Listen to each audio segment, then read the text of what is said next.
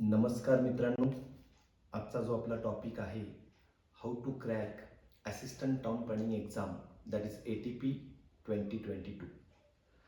Myself Omkar Sendure, executive engineer, water resource department, government of Maharashtra.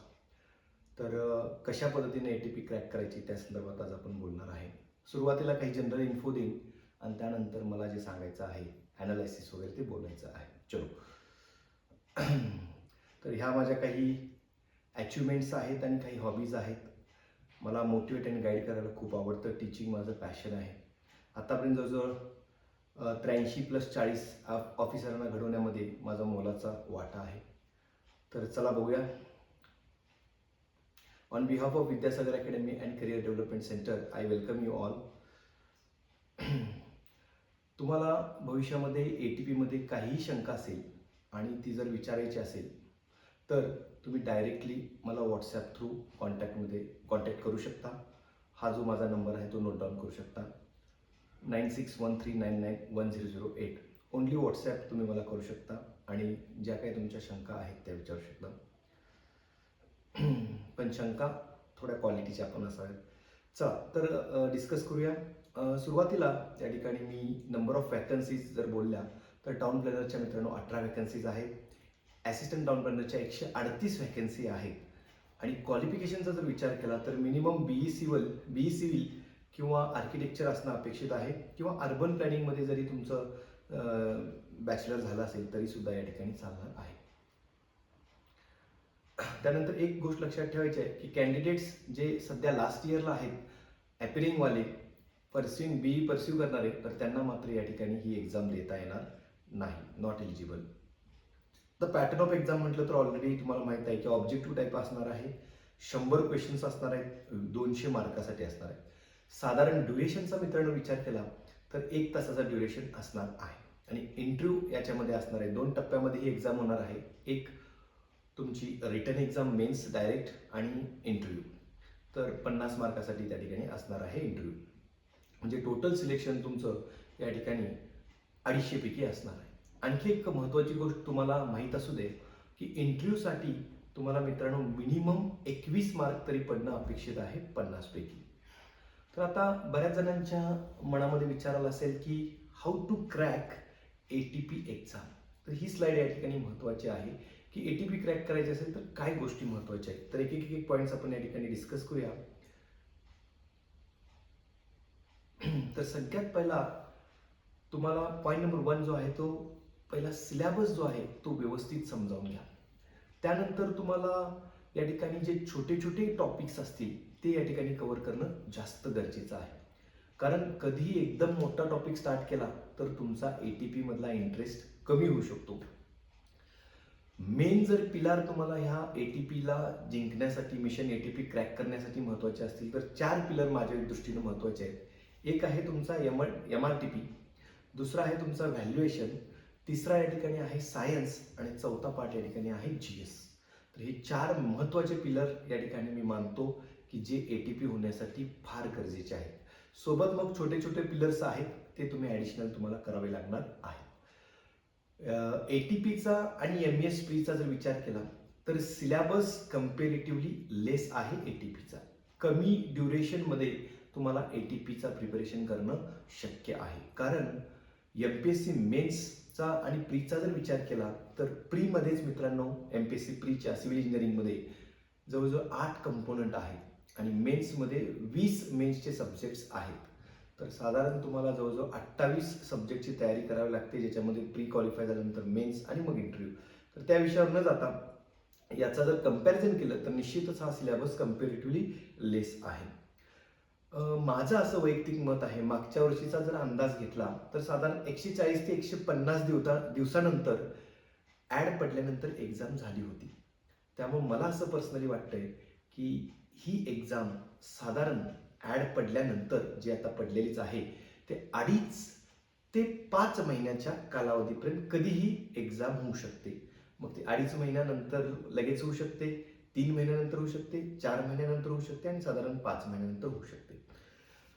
दुसरी एक गोष्ट बऱ्याच विद्यार्थ्यांचं मी पर्सनली बघितलेलं आहे आणि काही विद्यार्थ्यांना असं वाटतं की चला ATPची ॲड पडली, ATPचा अभ्यास करूया. तर मित्रांनो, खोट्या भ्रमामध्ये राहून फक्त मी ATP करालोय, ही ॲड पडल्या म्हणून ह्याचा अभ्यास करतो असं न विचार करता किंवा नुसता टाइमपास न करता जर तुम्ही याच्यामध्ये प्रिपरेशन करणारच असाल तर नक्की सिरियस होऊन तुम्हाला अभ्यास या ठिकाणी करणं गरजेचं आहे. जस्ट टाइमपाससाठी किंवा कोणतरी मित्रमैत्रीण म्हणते म्हणून असं तुम्ही करू नका. तर तुम्ही इंटरेस्टनं या ठिकाणी अभ्यास तुम्हाला करावा लागेल आणि ही सुद्धा अतिशय महत्त्वाची गोष्ट आहे. आता सिलेबसबद्दल आपण या ठिकाणी डिस्कस करूया. तर साधारण दोन पार्टमध्ये आपण डिवाइड करता येईल. एक आहे नॉन टेक्निकल पार्ट आणि दुसरा आहे टेक्निकल पार्ट. तर नॉन टेक्निकलमध्ये current affairs of national and international importance हा एक महत्त्वाचा पार्ट आहे मित्रांनो. त्यानंतर राईट टू इन्फॉर्मेशन ॲक्ट तो या ठिकाणी महत्त्वाचा आहे. Faculty of science and engineering म्हणजे सायन्सचा कंपोनंट या ठिकाणी असणार आहे. ॲक्च्युली तो टेक्निकलमध्येच येईल पण मी कन्सिडर करताना नॉन टेक्निकल करतोय.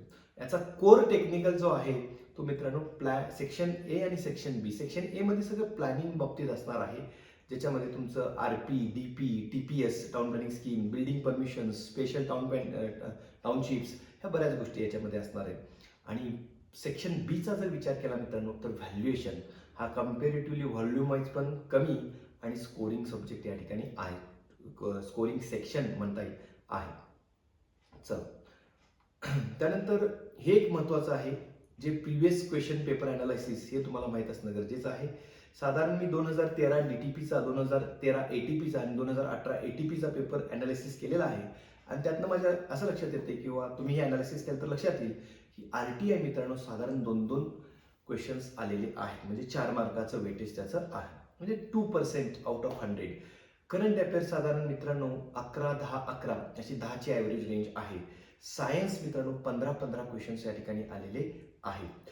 मग महत्त्वाचा जो आत्मा आहे ज्याला आपण बायबल ऑफ मिशन ATP म्हणतो, दॅट इज MRTP, आणि याच्यावरती RP मध्ये, DP मध्ये, टाउन प्लॅनिंग स्कीम मध्ये हे क्वेश्चन, बिल्डिंग परमिशन मध्ये तुम्ही क्वेश्चन्स बघू शकता. त्यानंतर मित्रांनो एक सिव्हिल इंजिनिअरिंगचा पार्ट त्याच्यामध्ये आहे ट्रान्सपोर्टेशन. तर त्याचे साधारण 6-1-6 म्हणजे 4-5 ॲव्हरेज क्वेश्चन्स आलेले दिसत आहेत. ऍक्ट्स आणि रूल्सवर साधारण 10-11 क्वेश्चन्स आलेले आहेत. स्पेशल टाउनशिपचा जर विचार केला तर 3-1-3 असे क्वेश्चन्स या ठिकाणी आलेले आहेत. एन्व्हायरमेंटल ॲस्पेक्ट बाबतीत तसे कम्पॅरेटिव्हली कमी आहेत, 3-1-2. आणि व्हॅल्युएशनच्या बाबतीत मित्रांनो 18-25-21 असे क्वेश्चन या ठिकाणी आलेले आहेत. ही स्लाइड महत्त्वाची आहे तुमच्या अभ्यासाची दिशा ठरवण्यासाठी की कशावरती आपल्याला मेन फोकस करायचा आहे, कोणते पार्ट आपल्याला स्कोरिंग आहेत किंवा स्कोर करणं गरजेचं आहे जेणेकरून तुम्ही सिलेक्ट होऊ शकता. तर हा एक स्लाइड आणखी महत्त्वाची वाटते, that is theory and numerical based questions कसे आलेले आहेत. तर 2000 DTPच्या पेपरला बघितलं तर 96 थेअरी क्वेश्चन्स आहेत, 4 न्यूमरिकल आलेले आहेत. 13च्या ATPचा भेटला तर 94 थेअरी क्वेश्चन्स आणि 6 न्यूमरिकल आलेले आहेत. आणि 18ला जर विचार केला तर 90 थेअरी आणि 10 न्यूमरिकल या ठिकाणी आलेले आहेत. त्यामुळं न्यूमरिकलला तसं बऱ्यापैकी 10% वेटेज इथून पुढे पकडायला काही हरकत नाही. म्हणजे व्हॅल्युएशनचे असतील किंवा आणखी काय असतील तर ते तुम्हाला करणं गरजेचं आहे. भविष्यात पण साधारण असाच पॅटर्न राहील असं एक या ठिकाणी वाटते. आता अभ्यास करायचा म्हणजे नेमकं कशा पद्धतीनं करायचा, तर सगळ्यात पहिला पेपर अनालिसिस करणं गरजेचं आहे. काही सॅम्पल मी तुम्हाला दाखवतोय जेणेकरून तुम्हाला थोडी आयडिया यावी की नेमकं कसा तयारी केली जाते.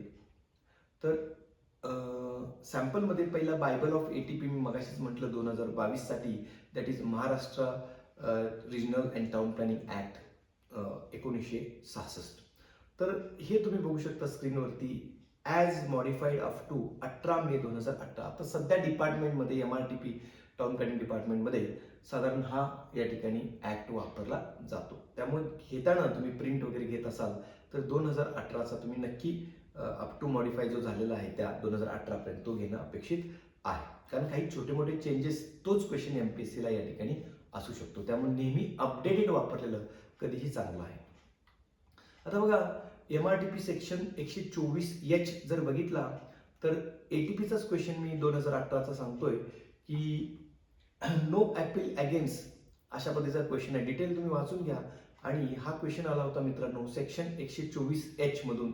स्मॉल बी वाचलं, the amount claimed in the notice of assessment from the appellant together with the amount of interest. म्हणजे थोडक्यात डिटेल मी वाचत नाही कारण तुमचा वेळ मला खूप घ्यायचा नाहीये. तर साधारण 100% याचा आन्सर आहे. म्हणजे बऱ्यापैकी बरेच क्वेश्चन तुमच्या MRTP मधले डायरेक्ट तुम्हाला दिसणार आहेत. हा एक सॅम्पल दिलाय मी. दुसरा तुम्ही बघू शकता सेक्शन 27 जर बघितला तर हा परत क्वेश्चन या ठिकाणी MRTP मधलाच आहे, सेक्शन 27 मधला. त्यात स्मॉल ए आणि बी जर तुम्ही बघितलं, इथं तुम्हाला दिसत असेल हे जे मी हायलाइट करतोय, तर स्मॉल ए आणि बी मध्ये बघू शकता की हा डायरेक्ट क्वेश्चन इथून घेतलेला आहे की गव्हर्नमेंटचे अप्रुव्हल गरजेचं आहे की रिजनल बोर्डचं गरजेचं आहे, जे काय असेल ते. पुढे जाऊया. त्यानंतर आणखी एक सेक्शन नंबर 2 जो सुरुवातीलाच MRTP मध्ये आहे की रिजनल प्लॅनची डेफिनेशन नेमकं काय आहे. मी आन्सर्स वगैरे डिस्कस करत नाही, पण इथं 25 नंबरला दिलेला आहे. ओके, डेव्हलपमेंट और रिडेव्हलपमेंट ऑफ अ रिजन, म्हणजे हे यातलं ऑप्शन तुम्हाला चूज करायचं आहे. तर अशा पद्धतीचा चौथा एक क्वेश्चन सांगतो. सेक्शन 99चा जर विचार केला तर याच्यावरून एक क्वेश्चन आला होता रिगार्डिंग टाउन प्लॅनिंग स्कीम, आणि हा आलेला आहे सेक्शन 99 मधून. हे डिटेल मी वाचत नाही, तुम्ही स्क्रीनवरती नंतर पॉज करून वाचू शकता. तर असे डायरेक्ट क्वेश्चन्स तुम्हाला MRTP मधले भेटणार आहेत. तर MRTP किती पानांचा आहे, तर साधारण मित्रांनो तो 120-130 पानांचा साधारण आहे. त्यामुळं थरो रिडिंग ऍक्ट जे आहेत ते तुम्हाला प्रॉपर करणं गरजेचं आहे. ओके, तर हे तुम्हाला एक जस्ट सॅम्पल 4 क्वेश्चन मी दाखवण्याचा प्रयत्न केला की कसे क्वेश्चन तुमच्या भविष्यातल्या येणाऱ्या ATP 2022ला असतील, तर याचा अंदाज तुम्हाला आला असेल.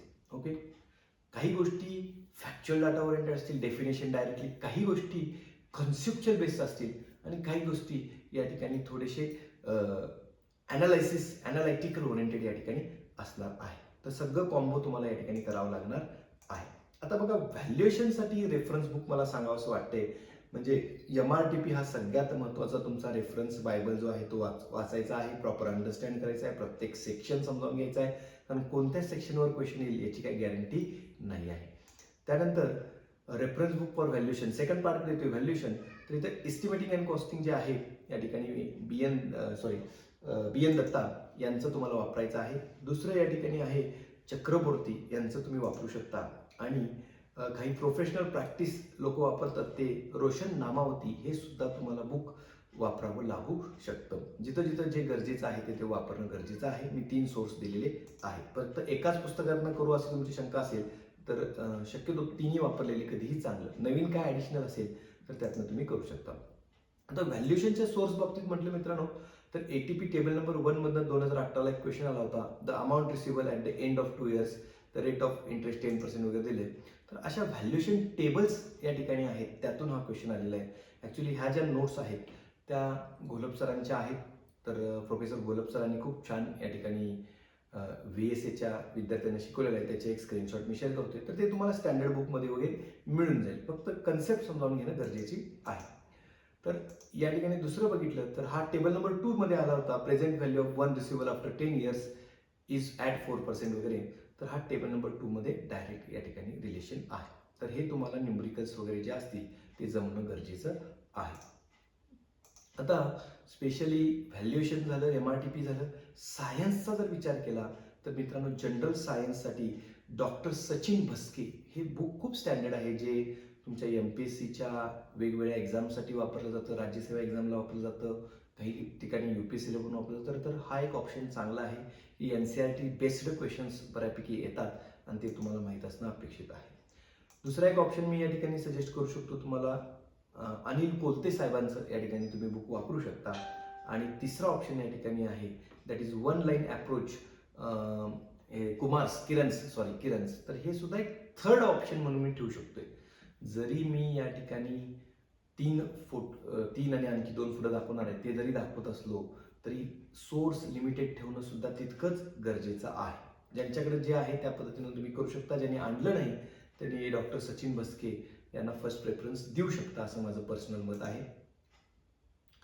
काही इंग्लिश मिडियमचे विद्यार्थी असतील त्यांनी लुसेंटचं या ठिकाणी वापरू शकतात, त्यांना जनरल सायन्स हे करता येईल. त्यानंतर मित्रांनो, रेफरन्स बुक फॉर सायन्स मराठीसाठी तुम्ही या ठिकाणी कॉम्पिटेटिव्ह सायन्स पब्लिकेशन विसरलो मी, विनर्स पब्लिकेशन हे वापरू शकता. किंवा या ठिकाणी भगीरथ प्रकाशनचं, कोळंबे साहेबांचं या ठिकाणी तुम्ही विज्ञान आणि तंत्रज्ञान वापरू शकता. तर तुम्ही ठरवा की कोणतं घ्यायचं आहे डिपेंडिंग ऑन युअर मीडियम. त्यानंतर रेफरन्स बुक फॉर करंट अफेअर्सचा विचार केला तर मित्रांनो, चालू घडामोडी या ठिकाणी महत्त्वाच्या आहेत.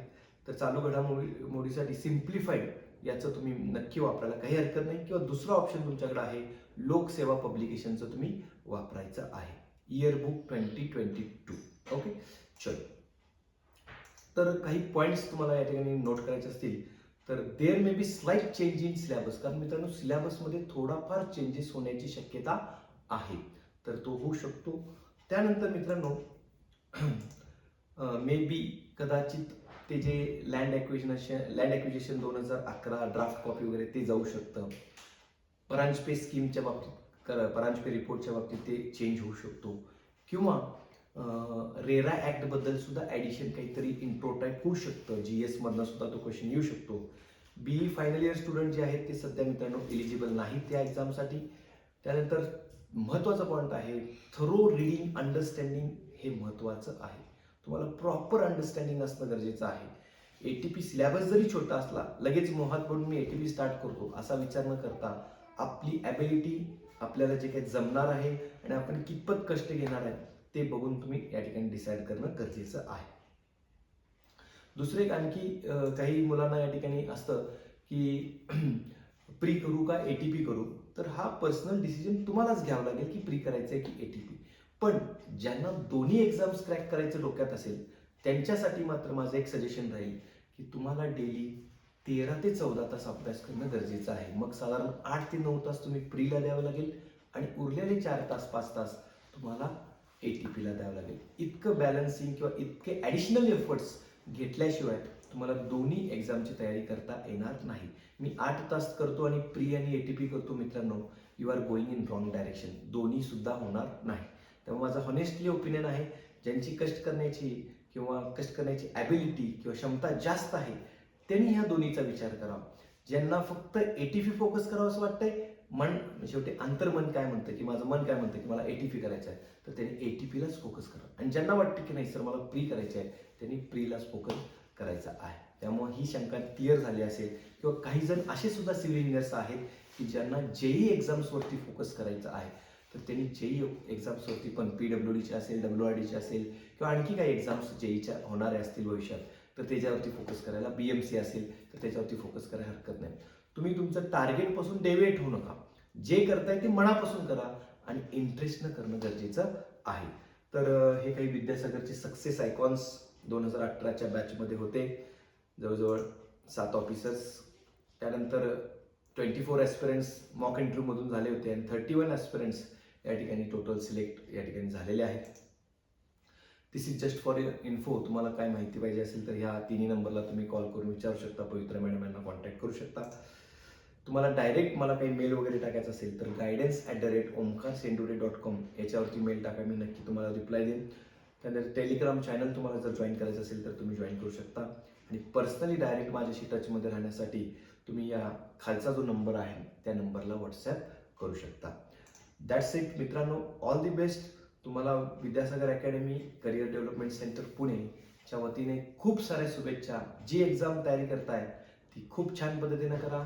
ATP साधारण 2.5 महिन्यापासून 5 महिन्यात कधीही होईल. फक्त इंटरेस्टनं अभ्यास करणं गरजेचं आहे. खूप छान कम्पेरेटिव्हली पोस्ट आहे, बऱ्यापैकी व्हाईट कॉलर जॉब आहे, तुम्हाला चांगल्या ठिकाणी पोस्टिंग मिळतं आणि खूप सारं काम तुम्हाला या ठिकाणी करायला मिळणार आहे. टाउन प्लॅनिंग डिपार्टमेंट कुठलंही, या सारे डिपार्टमेंट चांगलेच आहेत. फक्त तुम्हाला ATP मधून जी संधी परत 2018 नंतर लगेच 2021च्या एंड आणि 22च्या दरम्यान आलेली आहे, तर त्या संधीचं सुवर्ण संधी करण्याचं किंवा त्या संधीला गोल्डन वेनं जिंकण्याची या ठिकाणी तुमच्यात ॲबिलिटी असेलच. फक्त त्याला प्रॉपर डायरेक्शन, प्रॉपर कष्ट घेणं गरजेचं आहे. तुम्हाला काही शंका असतील तर तुम्ही सांगितलेल्या नंबरला तुम्ही व्हॉट्सॲप करू शकता. फॉर्म भरताना, शेवटचं सांगतोय, फॉर्म भरताना मित्रांनो खूप काळजीपूर्वक फॉर्म भरा. आता त्याच्यावरती मी व्हिडिओ MPSCच्या बाबतीत बरेच टाकलेले आहेत. जर मला शक्य झाला तर मी ATPवर पण टाकेन. पण फॉर्म भरत असताना व्यवस्थित, म्हणजे स्पेशली स्पोर्ट्स कॅन्डिडेट, स्पोर्ट्स आपलं GR प्रमाणे येतं का, क्लास 1 साठी, क्लास 2 साठी आहे का, विनर आहात का हे बघा. गर्ल्स, फिमेल कॅन्डिडेट की नॉन क्रिमिलियरमध्ये मोडता की नाही, ओपन फिमेल ज्या कॅन्डिडेट आहेत त्यांनी सुद्धा 8 लाखाच्या उत्पन्न आत असेल, do you belong to non creamy layer, yes म्हणायचं की नो, 8 लाखाच्या आत असाल तर येस, 8 लाखापेक्षा जास्त उत्पन्न असेल तर नो, आणि तुम्हाला रिझर्वेशन घ्यायचं असेल ओपन फिमेलचं तर ह्या सगळ्या गोष्टी फॉलो करणं गरजेचं आहे. मी शक्य झालं तर नक्की टाकेन, पण तुम्हाला खूप साऱ्या शुभेच्छा. फॉर्म भरताना चुका करू नका आणि लवकरच परत वेगळ्या व्हिडिओमधून भेटूया. थँक्यू. धन्यवाद.